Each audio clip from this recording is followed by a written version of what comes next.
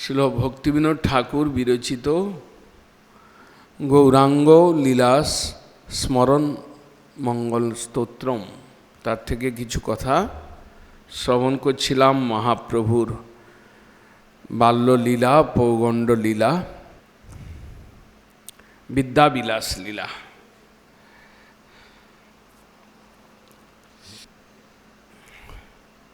পরবর্তী লীলা বর্ণন করতে গিয়ে বলছেন, সন্ন্যাসার্থম গতবতী গৃহাদ অগ্রজে বিশ্বরূপে মিষ্টালাপৈ ব্যথিতজনকং তোষয়ামাস তূর্ণম মাতুর শোকং পিতরি বিগতে শান্তয়ামাস যো বৈ তং গৌরাঙ্গং পরম সুখদম মাতৃভক্তং স্মরামি। বিশ্বরূপ সন্ন্যাস প্রসঙ্গ বলছেন। মহাপ্রভুর বড় ভ্রাতা তত্ত্বত যিনি শঙ্কর্ষণ, তত্ত্বত যিনি বলদেব, যিনি বিষ্ণু তত্ত্ব, কারণোসায়ী, গর্ভদোসায়ী, ক্ষীরদোসায়ী বিষ্ণু তত্ত্বের আশ্রয়, সেই বিশ্বরূপ তিনি অভিন্ন নিতাই মহাপ্রভুর অবতারে তিনি এলেন, তিনি সঙ্গী হয়ে এলেন। তিনি জগন্নাথ মিশ্র সচী মাতার আহ্লাদ দান করলেন এবং পরবর্তীকালে তিনি সন্ন্যাস গ্রহণ করলেন। সন্ন্যাস অর্থাৎ গৃহত্যাগ, সংসার ত্যাগ, বিষয় ভোগের পথ, প্রারব্ধের পথ, এটাকে বাদ দিয়ে প্রবৃত্তির পথ বাদ দিয়ে নিবৃত্তির পথ। তিনি নিবৃত্তির পথে গেলেন, সন্ন্যাস গ্রহণ করলেন। কারণ কি? অন্তরে বড় দুঃখ পাচ্ছিলেন। যদ্যপি নিমাইয়ের মতো ভাই তার সঙ্গ পেয়ে তিনি আনন্দিত ছিলেন, কিন্তু জগতের অবস্থা দেখে তিনি দুঃখিত ছিলেন। কৃষ্ণ ভজনহীন সংসার, হরিচর্চা বিমুখ সংসারের অবস্থা দেখে তিনি দুঃখিত ছিলেন। যদিও অদ্বৈত আচার্যের টোলে তিনি পড়তে যেতেন, যদিও অল্পেতেই তিনি বিদ্যায়, জ্ঞানে পরিপক্কতা লাভ করেছিলেন, কিন্তু অন্যান্য কয়েকজন মুষ্টিমেয় ভক্ত ছাড়া সংসারের অবস্থায় তিনি সুখী ছিলেন। ভক্তিশূন্য পৃথিবী, তাতে সন্ন্যাস গ্রহণ করে কি লাভ? জগতের জীবকে একটা শিক্ষা, পথ দেখানো যে প্রবৃত্তির পথ, ভোগের পথ, এটাই পূর্ণ নয়, ওটা শান্তির পথ নয়। ত্যাগের পথ, নিবৃত্তির পথ, হরি সেবার পথ, তাতেই আনন্দ রয়েছে দেখাবার জন্য, জগতে জীবকে শিক্ষা দেওয়ার জন্য তিনি সন্ন্যাস গ্রহণ করতে বেরিয়ে পড়লেন। তার নাম হলো শঙ্করারণ্য। শঙ্কর সম্প্রদায়ের অরণ্য বিভাগ, এই নাম নিয়ে তিনি শঙ্করারণ্য নাম নিলেন। পৃথিবী পর্যটন করতে করতে তিনি মহারাষ্ট্রের কোলাপুর ডিস্ট্রিক্ট, পাণ্ডরপুর নামক স্থানে, যেখানে ভগবান বিঠ্ঠল দেব বিরাজমান, সেই স্থানে অনতি দূরে নদীর ওপারে তিনি নিজ সমাধি, নিজ আশ্রয় নিলেন, সেখানেই সমাধিস্থ হলেন। জগতে বিদিত নাম শঙ্করারণ্য। আমি যে সম্প্রদায়ের সন্ন্যাসী হই না কেন, সেটা নিবৃত্তির পথ এবং সেটা মুক্তির পথ। তাই সংসারী জীব, মায়াবদ্ধ জীব, অবিদ্যাগ্রস্ত জীব, তাদের শিক্ষার বিষয় রয়েছে। ভোগের পথ এটাকে বাদ দিয়ে ত্যাগের পথ, ত্যাগের পথে শান্তি, ত্যাগের পথে আনন্দ, ত্যাগের পথে দুঃখময় যে বন্ধন, সেটার থেকে মুক্তি রয়েছে। তাই বিশ্বরূপ সন্ন্যাস নিয়ে চলে গেলেন এবং আতঙ্কিত হলেন মা শচী মাতা এবং জগন্নাথ মিশ্র।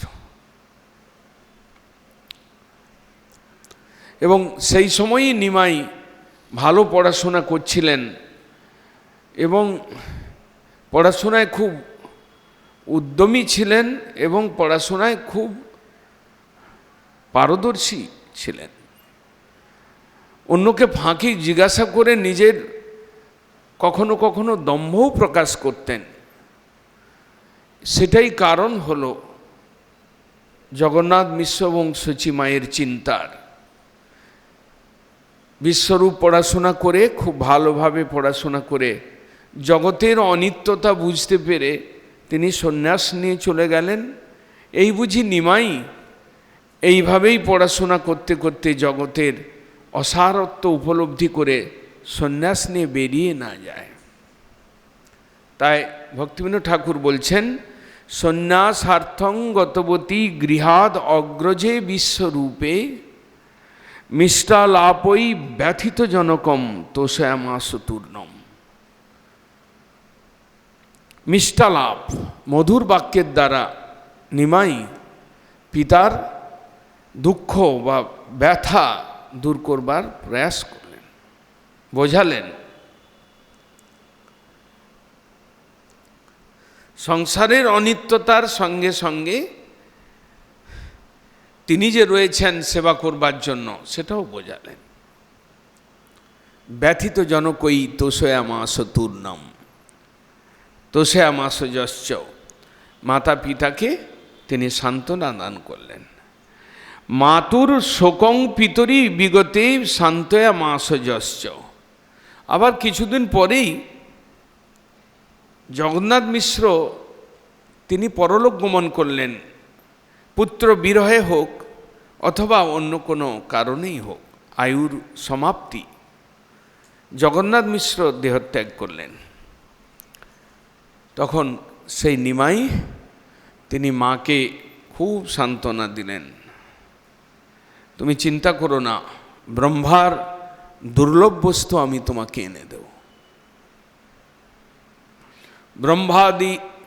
ব্রহ্মা শিবাদি দুর্লভ প্রেম আমি তোমাকে এনে দেব, তুমি কোনো প্রকার চিন্তা করো না। মাতাকে সান্ত্বনা দিলেন। মাতুর শোকং পিতরি বিগতে সান্ত্বয়ামাসযশ্চ তং গৌরাঙ্গং পরম সুখদম মাতৃভক্তং স্মরামি। সেই গৌরাঙ্গ তিনি কি করলেন? পরম সুখদম, শ্রেষ্ঠ সুখদাতা, প্রেমানন্দদাতা, প্রদাতা, সেই মাতৃভক্ত গৌরচন্দ্রকে আমরা প্রণাম করি। পরবর্তী শ্লোকে বলছে, লক্ষ্মী দেবীং প্রণয় বিধিনা বল্লভাচার্য কন্যা অঙ্গীকুর্বন গৃহমখপর পূর্বদেশং জগাম বিদ্যালাপৈ বহুধনমথ প্রাপজ শাস্ত্রবৃত্তি তং গৌরাঙ্গং গৃহপতিবরং ধর্মমূর্তিং স্মরামি।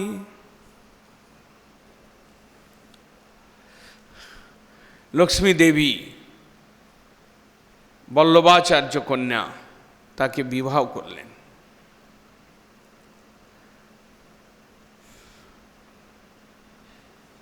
এবং আমরা ক্রমে শুনতে পাব যে মহাপ্রভুর দুই পত্নী লক্ষ্মীপ্রিয়া এবং বিষ্ণুপ্রিয়া। আমাদের সংসারের দৃষ্টিতে আমরা বুঝব যে গৃহস্থ লীলা বিবাহ করলেন মহাপ্রভু, খুব আনন্দের কথা। কিন্তু মহাপ্রভু তিনি তার নিত্য শক্তি শ্রী ভূ এবং লীলা, তিন শক্তি, এই শক্তিকেই নিয়ে এসেছিলেন। কারণ শক্তি ব্যতীত শক্তিমানের সুন্দরতা মধুরতা নেই। কিন্তু বৃন্দাবন দাস ঠাকুর এবং কৃষ্ণদাস কবিরাজ গোস্বামী একথা বলতে ভুলেন নাই যে ভগবানের গৃহস্থ লীলা বা বিবাহ লীলা চিদ লীলা বিলাস, এখানে মায়ার কোনো গন্ধ নেই। এবং এটাও বর্ণন করেছেন এই লীলা শ্রবণের দ্বারা সংসার নিবৃত্তি রয়েছে। যারা শ্রদ্ধায় ভক্তি ভরে শ্রবণ করবেন, সংসার নিবৃত্তির পর এই লীলা। যেমন রাসলীলা বর্ণন প্রসঙ্গে সুখদেব গোস্বামী বলেছেন, কৃষ্ণের এই রাসলীলা যিনি শ্রবণ কীর্তন করবেন তার হৃদরোগ কাম শীঘ্রই নষ্ট হয়ে যাবে। কারণ ভগবানের লীলা চিন্ময় লীলা। বিশেষ করে গোস্বামীগণ একটা শব্দ প্রয়োগ করেছেন, গৌর নাগরবাদ খণ্ডন করেছে। কৃষ্ণ তিনি গোপীজন বল্লভ, তিনি নাগর, তিনি নায়ক, তিনি পতি, তিনি ভোক্তা। কিন্তু মহাপ্রভুর অবতারে গৌর নাগরবাদ বলে কোনো কথার সম্ভাবনা নেই। মহাপ্রভু রাধা ভাবদ্যুতি সুবলিতম, মহাপ্রভু রাধার ভাব এবং দ্যুতি নিয়ে এসছেন, ভক্তভাব অঙ্গীকার করে এসছেন। তিনি কৃষ্ণ হলেও তিনি কৃষ্ণ নন, কৃষ্ণ ভক্ত হয়ে এসেছেন। তাই ভক্তভাব অঙ্গীকারী মহাপ্রভু, তিনি তার লীলায় কোনো প্রকার সম্ভোগের ব্যাপার নেই, ছিল না। সম্ভোগ লীলা কৃষ্ণ করেছেন, বিপ্ররম্ভ লীলায় মহাপ্রভু এসেছেন, তার লীলায় কোনো প্রকার সম্ভোগবাদের কথা নাই। তাই বিষ্ণুপ্রিয়া দেবীও তিনি বিরোহিণী ছিলেন এবং তিনি মহাপ্রভুর সন্ন্যাস লীলাকে পুষ্ট করেছিলেন। এবং লক্ষ্মীপ্রিয়াও অধিক দিন অবস্থান না করে তিনি মহাপ্রভু যখন পূর্ববঙ্গে গেলেন সেই ফাঁকে তিনিও বিদায় নিলেন। এই লীলায় নামমাত্র শক্তি আসছেন, স্বীকার করেছেন, কিন্তু সম্ভোগবাদের কোনো কথা নেই।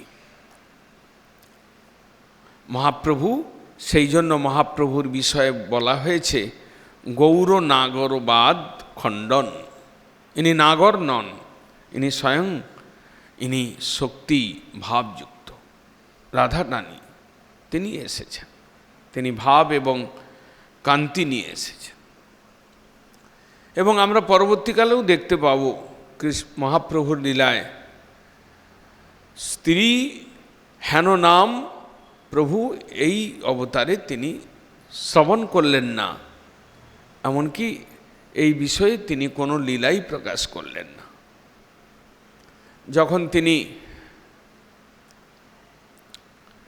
পুরীতে দেবদাসী গান করছেন, সেই এত সুন্দর কৃষ্ণ গান আকৃষ্ট হয়ে দৌড়চ্ছিলেন তার পেছনে। গোবিন্দ যখন বললেন যে প্রভু না, এ কোনো দেবদাসী গাইছে, মহাপ্রভু ফিরে এলেন, বললেন গোবিন্দ আজি তুমি রাখিলে জীবন। ছোট হরিদাস ভালো তণ্ডুল ভিক্ষা করে এনেছিলেন, সাপোর্ট করেন নাই মহাপ্রভু। দণ্ড দিয়েছিলেন, কিন্তু দণ্ড শুধু দেন নাই, দণ্ডের পরাকাষ্ঠা বা চূড়ান্ত দণ্ড দিয়েছিলেন। এবং ছোট হরিদাস নিজ প্রাণ বিসর্জন দিতে বাধ্য হয়েছিলেন। নিত্য পরিকর হয়েও তাকে লক্ষ্য করে এইরকম শাস্তি, কঠোর শাস্তি দিয়েছিলেন। তাই গৌরাঙ্গ নাগরবাদ খণ্ডন করেছেন।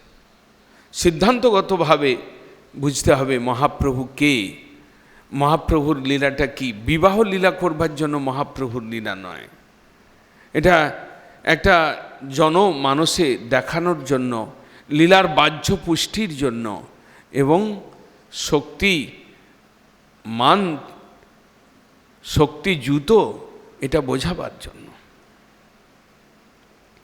এবং পরবর্তী লীলা বর্ণন করছেন,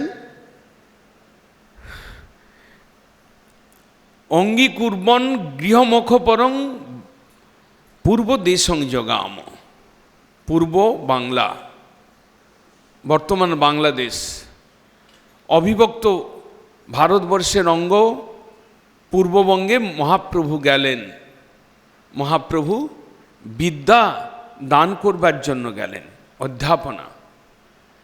এবং পূর্বে থেকেই মহাপ্রভু যে একজন স্কলার, সংস্কৃত ভাষায় ব্যাকরণে তার নাম ছিল, খ্যাতি ছিল, তাই বহু ছেলে যারা দারিদ্রতাবশত আসতে পারতেন না নবদ্বীপে, তারা অপেক্ষা করছিলেন।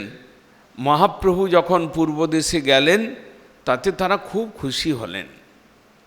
সকলেই ঝাঁপিয়ে পড়লেন মহাপ্রভুর কাছে বিদ্যা অর্জন করবার জন্য।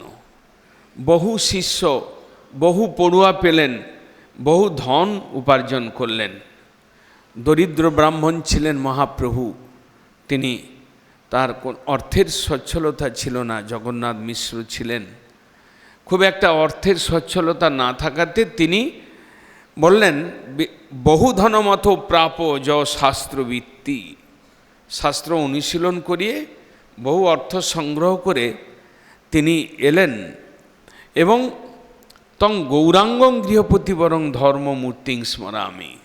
গৃহপতিবর এবং তিনি ধর্মমূর্তি, সেই পূর্ববঙ্গ থেকে তিনি বিদ্যা দান করে সেখান থেকে ফিরে এলেন। পরবর্তী লীলায় বলছেন, বারাণস্যাং সুজনতপনং সংযমজ্জ সদেশং লব্ধা লক্ষ্মী বিরহবশত শোকতপ্তাং প্রসূতিম তত্তালাপৈ সুখদবচনৈ শান্তয়ামাস যোবৈ তং গৌরাঙ্গং বিরতি সুখদম শান্তমূর্তিং স্মরামি।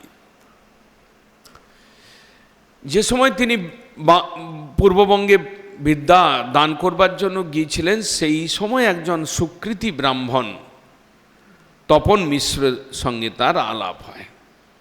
যখন তিনি ফিরছেন তখন তপন মিশ্র তার চরণে শরণাগত হয়ে জিজ্ঞাসা করেছিলেন, সাধ্য সাধন তত্ত্ব পুছিতে না জানি, কৃপা করি সব তত্ত্ব কহিবে আপনি।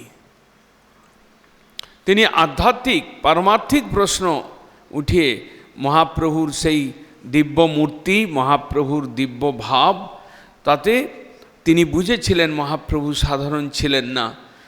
এবং তপন মিশ্র প্রকৃতপক্ষে মহাপ্রভুর নিত্য পার্ষদ ছিলেন। তাই তিনি শরণাগত হয়ে জিজ্ঞাসা করলেন যে কৃষ্ণ ভজন বিষয়ে কয়েকটি প্রশ্ন জিজ্ঞাসা করলেন। তখন মহাপ্রভু তাকে বলেছিলেন যে তুমি বারাণসীতে এসো, সেখানেই আমার সঙ্গে তোমার দেখা হবে এবং ধর্মীয় আলোচনা হবে। বারাণস্যাং সুজনতপনং সংযমজ্জ সদেশং লব্ধা লক্ষ্মী বিরহ বসত শোকতপ্তাং প্রসূতিম। যখন ফিরে এলেন এখানে লক্ষ্মী প্রিয়া, তিনি পরলোক গমন করেছেন, অর্থাৎ নিজ ধামে গমন করেছেন। বিরহ সহন না করতে পেরে তিনি চলে গেছেন। বিরহ সহন করবার না করবারই বা কী ছিল?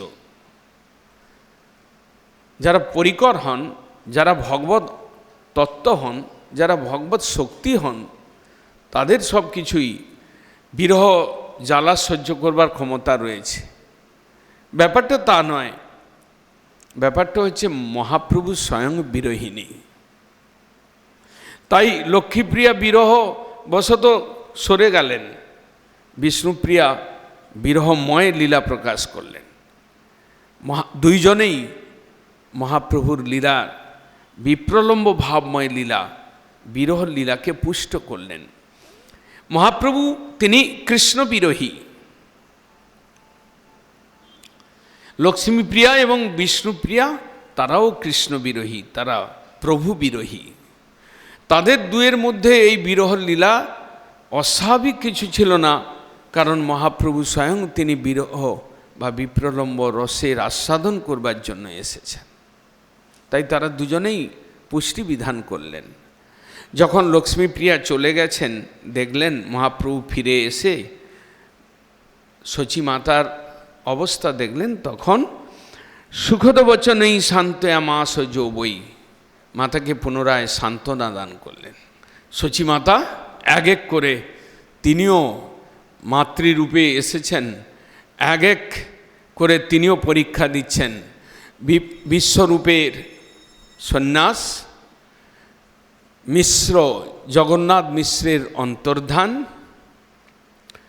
লক্ষ্মীপ্রিয়ার অন্তর্ধান এবং পরবর্তীকালে নিজপুত্র নিমাইয়ের সন্ন্যাস। এইভাবেই এই সকল এক লীলার দ্বারা বহু শিক্ষা ভগবান দিয়ে থাকেন।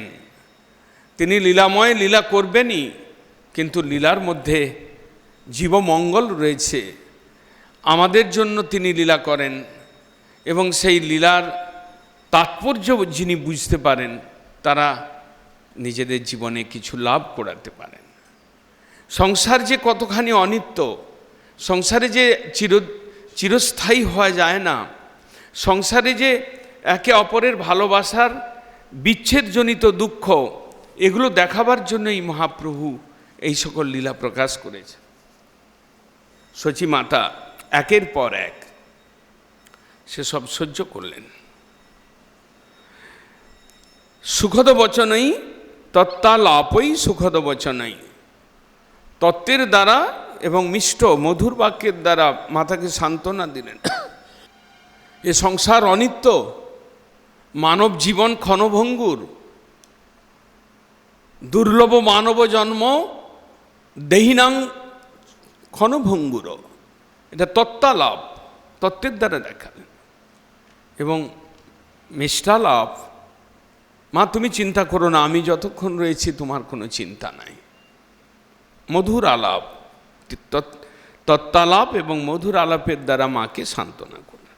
সেই গৌরাঙ্গ বিরতি সুখদম নিরন্তর সুখপ্রদাতা শান্ত মূর্তিং স্মরামি, সেই মহাপ্রভু শান্ত মূর্তি, তাকে আমরা স্মরণ করি। মাতুর বাক্যাৎ পরিণয় বিধৌ প্রাপ বিষ্ণু প্রিয়াঙ্জ,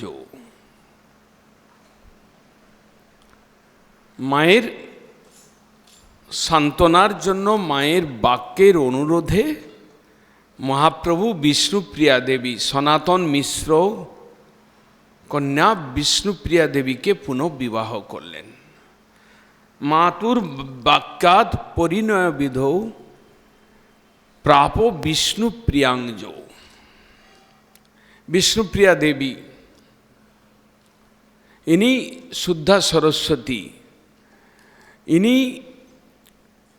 নৃসিংহদেবের বাগিসা যস্য বদনে, বদনে অবস্থিত।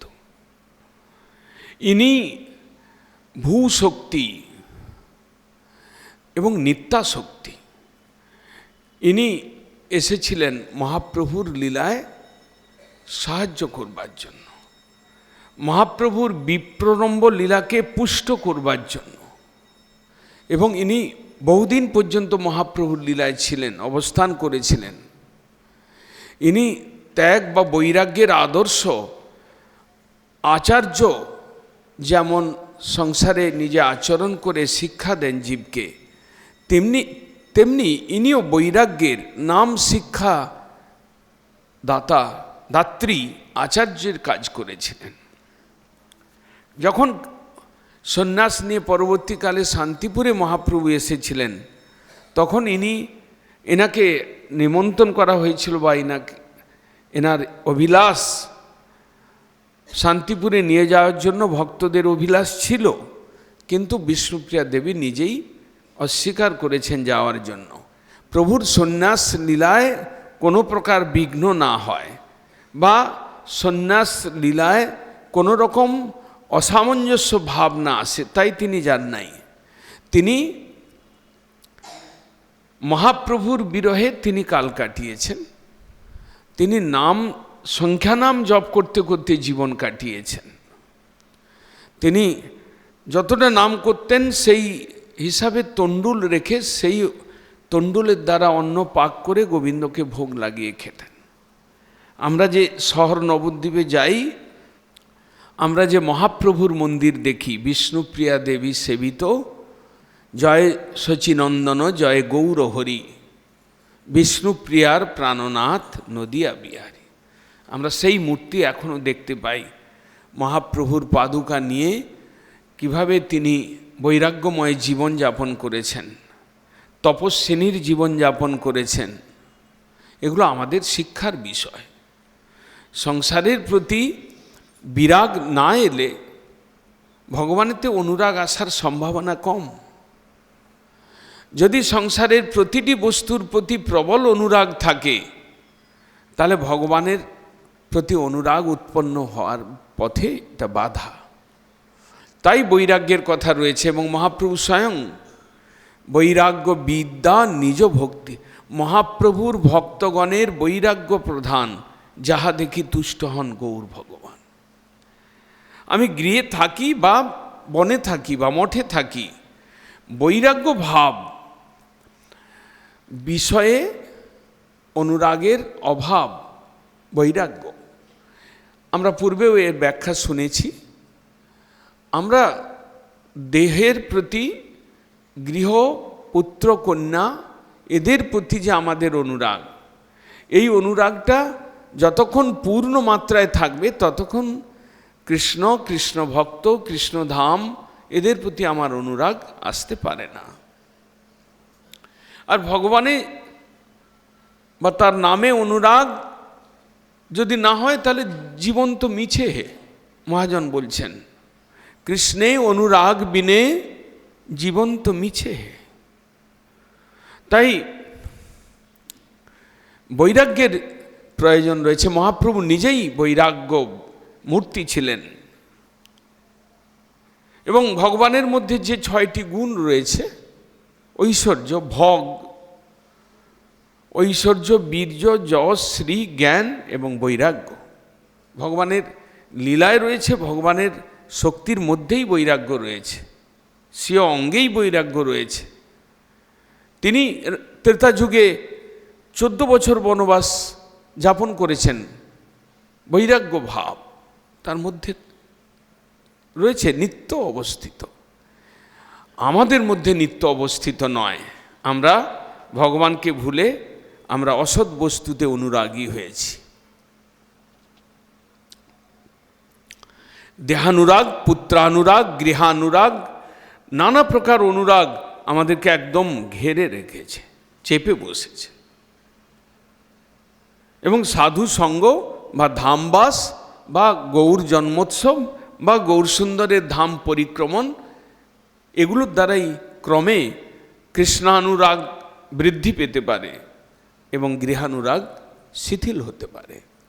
তার জন্য গৌর কথা শ্রবণ, গৌরের ধামে বাস বা গৌর ধাম সেবা করবার জন্য আমরা ব্রতী হয়েছি। এটা যিনি না বুঝতে পারবেন, দেহের প্রতি অনুরাগ, সংসারের প্রতি অনুরাগ, অনুরাগটা টন টন করছে একদম 100% ওখানে অনুরাগ রয়েছে। বাহ্যত হরিনাম নিয়েছি, গুরুদেবের কাছে প্রণাম করি, ধামে এসে বসি, পরিক্রমাও করি, কিন্তু 100% অনুরাগ ওখানে রয়েছে, 1%ও কমে না। তাহলে বুঝতে হবে অসুবিধা হচ্ছে, বুঝতে হবে ভজন হচ্ছে না, তাহলে বুঝতে হবে গণ্ডগোল, তাহলে বুঝতে হবে আপনার কপালে দোষ, কপালে দুঃখ রয়েছে। এখানে খাওয়ার ব্যবস্থা, 3 বেলা উৎসবের ব্যবস্থা, আর হরিকীর্তন শ্রবণ করবার ব্যবস্থা, হরিকীর্তনে নাচবার ব্যবস্থা, বা যাই সেবার ব্যবস্থা থাক না কেন, এর মধ্যে পড়ে আমাকে কোনো প্রকারে হরি অনুরাগ, কৃষ্ণানুরাগ, হরি নামে অনুরাগ, হরি ভক্তেতে অনুরাগ আমার আনতেই হবে। যদি সেই ফলটা না দেখা যায় তাহলে আমার ভজন হচ্ছে না জানতে। পরবর্তী লীলা বর্ণন করতে গিয়ে ভক্তিবিনোদ ঠাকুর বলছেন, গঙ্গা তীরে পরিকর জনই দিগ্বিজৌ দর্পহারি। দিগ্বিজয়ী পণ্ডিত তার দর্পকে নাশ করেছিলেন। তিনি নিজে বিদ্বান, তিনি যে জায়গায় আবির্ভূত হয়েছেন বিদ্যার কেন্দ্র, বিদ্যার কেন্দ্রে নিজে বিদ্বান হয়ে এবং সরস্বতী দেবীকে স্বয়ং পত্নী রূপে পেয়ে, বিষ্ণুপ্রিয়া দেবীকে পেয়ে, ত্যাগের আদর্শ, বিদ্যার অকিঞ্চিতকরতা, বিদ্যার জড়বিদ্যার হেয়তা এই স্থানেই তিনি প্রতিপন্ন করেছিলেন। যত নবদ্বীপ লীলা রয়েছে মহাপ্রভুর, তার মধ্যে একটা অন্যতম লীলা যে দিগ্বিজয়ী পণ্ডিতকে তিনি পরাস্ত করে বিদ্যার হেয়ত্ব দেখিয়েছেন। জড়বিদ্যা যত মায়ার বৈভব তোমার ভজনে বাধা, মোহ জনমিয়া অনিত্য সংসারে জীবকে করো এ গাধা। কি সুন্দর সুন্দর কথা রয়েছে শাস্ত্রে। শাস্ত্রও গালি দেয়, শাস্ত্রও শৃগালের কথা বলে, শাস্ত্রও গাধার কথা বলে, শাস্ত্রও কুকুরের কথা বলে, শাস্ত্রও উঠের কথা বলে। এইভাবে শাস্ত্র গালি দেয় আমাদেরকে। জড়বিদ্যা যত মায়ার বৈভব তোমার ভজনে বাধা, মোহ জনমিয়া অনিত্য সংসারে জীবকে করো এ গাধা। এটা অপর পক্ষে ইনডাইরেক্টলি আমাদেরকে গাধা বানিয়ে দিলেন। আর ভক্তিবিনোদ ঠাকুর ডাইরেক্ট বললেন, তুমি তো ঠাকুর, তোমার কুকুর বলিয়া জানো। আমরা গুরু বৈষ্ণবের যদি গাধা, আমরা সংসারের যদি গাধা হয়ে থাকি, আমরা গুরু বৈষ্ণবের যদি কুকুর না হই, আমরা পারবো না। আমার ভার বহার কাজ শেষ হবে না, আমার গাধা রূপী লীলা আমার শেষ হবে না। আমরা অসত্য সংসারের ভার ঠিক গাধার মতো বহন করে চলেছি। সবীর বরাহ উষ্ট খরই সংস্তুত পুরুষ পশু, নজত কর্ণপথগত নাম গদাগ্রজ। ভাগবত বলছে, ভাগবতে শৌনক ঋষি বলছিলেন, ব্যতিরেক উক্তির দ্বারা বলছিলেন, গ্রন্থরাজ, গ্রন্থ চূড়ামণি, যেখানে সিদ্ধান্ত রত্ন ভরা, সেই গ্রন্থরাজ এরকম উল্লেখ করেছেন চারটা পশু, সবীর কুকুর, বরাহ শুকর, উষ্ট উট, খরই গাধা। যে মানুষ কৃষ্ণ ভজন করেন না, যার কর্ণে কৃষ্ণ নাম যায় না, যিনি কৃষ্ণ ভজন করে জীবনটাকে সার্থক করবার অভিলাষী নন, তিনি চারটা পশুর সমান। ভাগবতে এরকম কথা রয়েছে। ভাগবতে বলেছেন যে যিনি মহাজনের পদাশ্রয় না করে, যিনি এই সংসার সমুদ্রকে পার হতে চান দান যোগ তপস্যা আদি করে, তিনি কুকুরের ল্যাজ ধরে সমুদ্র পার হওয়ার প্রয়াস করেছেন। সলাঙ্গুলেন অতিথিতর্তি সিন্ধুম, কুকুরের ল্যাজ ধরে ভবসমুদ্র পার হওয়ার। কুকুরের ল্যাজ ধরে যদি কেউ সমুদ্র পার হতে চেষ্টা করে, তাহলে হরিভজন না করে ভবসমুদ্র পার করার চেষ্টার সমান তিনি।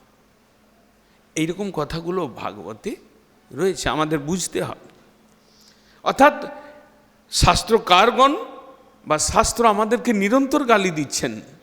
শুধু সন্ন্যাসী মহারাজে গালি হলে আমাদের অসুবিধা আছে, কিন্তু শাস্ত্র আমাদের গালি দিচ্ছে ডেলি, ওখান থেকে যেন গালিটা না আসে। জড়বিদ্যা যত মায়ার বৈভব তোমার ভজনে বাধা, অনিত্য সংসারে জীবকে করো এ গাধা। সেই গাধা হয়ে সংসারের বোঝা বহিনু অনেক কাল,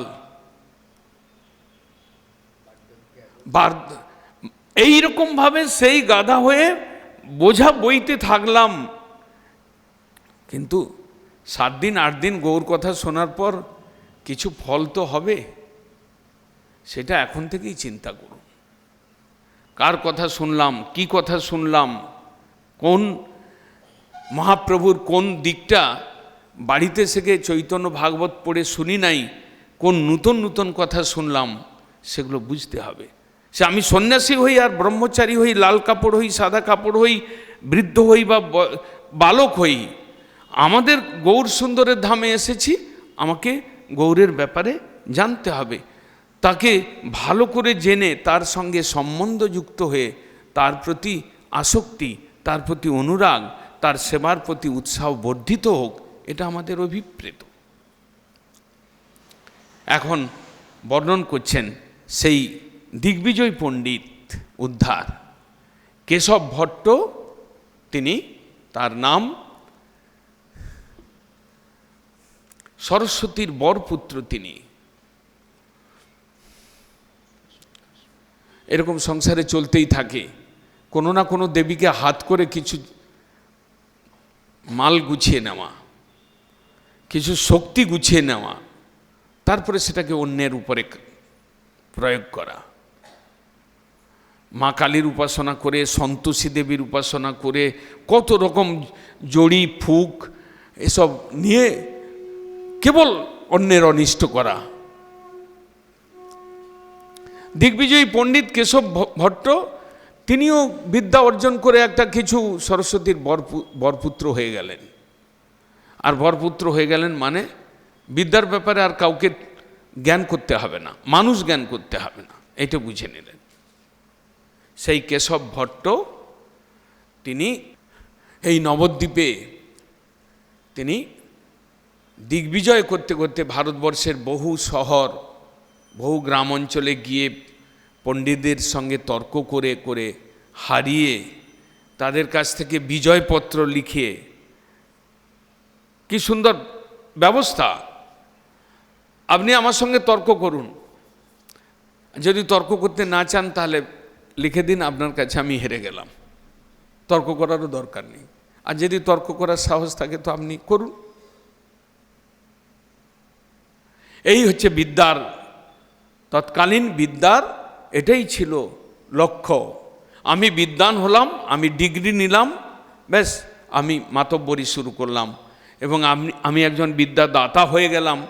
গর্ব অহংকার এগুলো হৃদয়ে এসে বাসা তৈরি, যেমন চড়ুই পাখি বাসা তৈরি করে, ওই কেশব কাশ্মীরি ব্রাহ্মণ তার ভেতরে গর্ব অহংকার বাসা বাঁধল।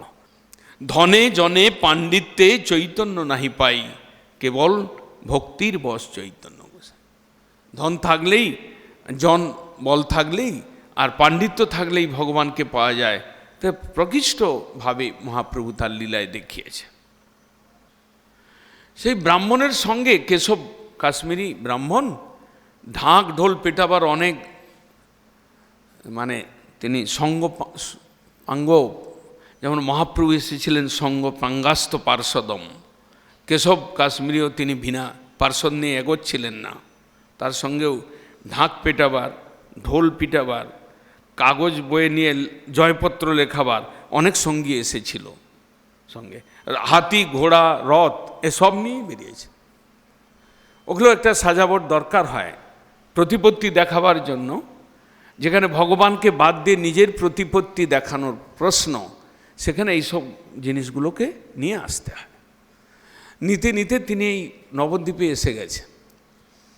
নবদ্বীপে খবরাখবর হয়ে গেল, অনেক ব্রাহ্মণ পণ্ডিত ছিলেন, তারা পডলা পুডলি বেঁধে লুকিয়ে আত্মীয় বাড়িতে পালিয়ে গেলেন।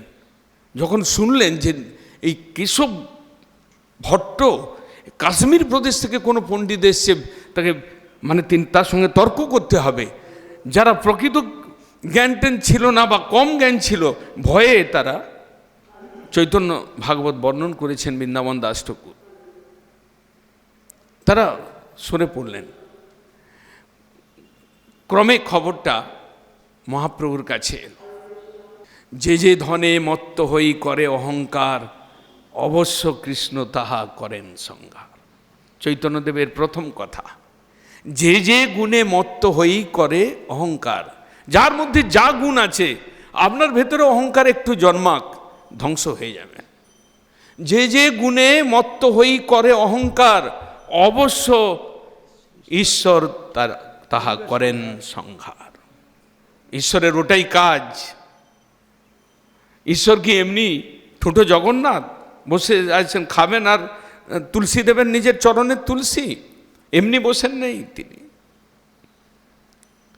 তার কার্য চলছে, বহুমুখী কার্য, বহুভাবে তিনি তো তাই তো তিনি বিভু, তাই তো তিনি অনু নন, তাই তো তিনি অনুকে শাসন করতে পারেন, তাই তো অনু তার আন্ডারে, তাই তো অনুকে তার আন্ডারে থাকতে হয়, কেননা তিনি বিভু।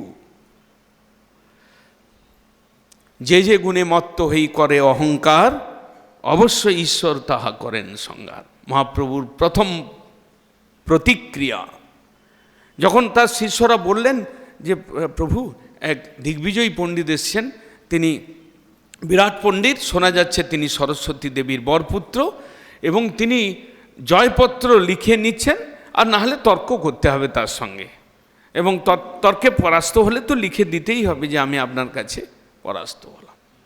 মহাপ্রভু বললেন, হাসলেন, আসুক। এবং সেই কেশব কাশ্মীরি ব্রাহ্মণ তিনি ক্রমে মহাপ্রভুর কাছে উপস্থিত হলেন।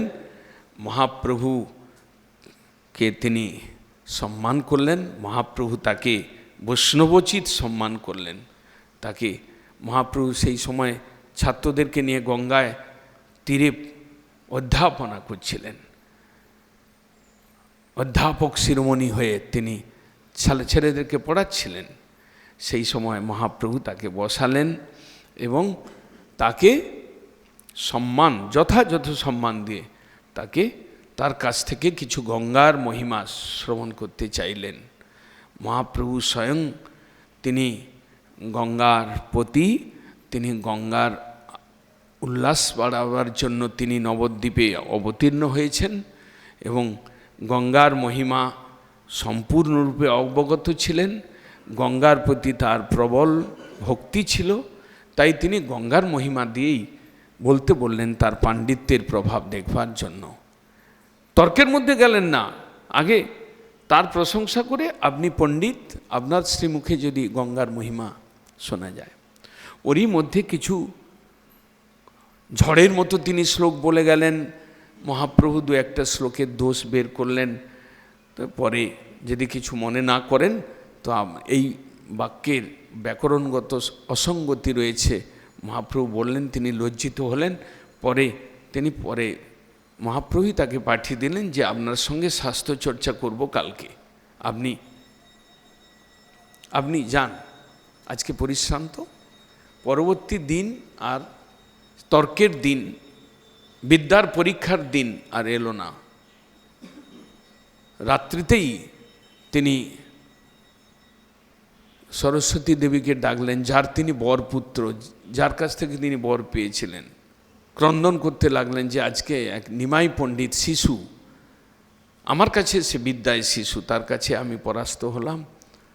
তখন সরস্বতী দেবী নিষ্কপটে তাকে, তার মধ্যে সুকৃতি ছিল, নিষ্কপট ভাব ছিল নিশ্চয়ই, নতুবা তিনি জগতের নাথ অভিন্ন কৃষ্ণ রাধা ভাবোদ্যুতি সবলিত সেই মহাপ্রভুর সামনেই বা এলেন কি করে?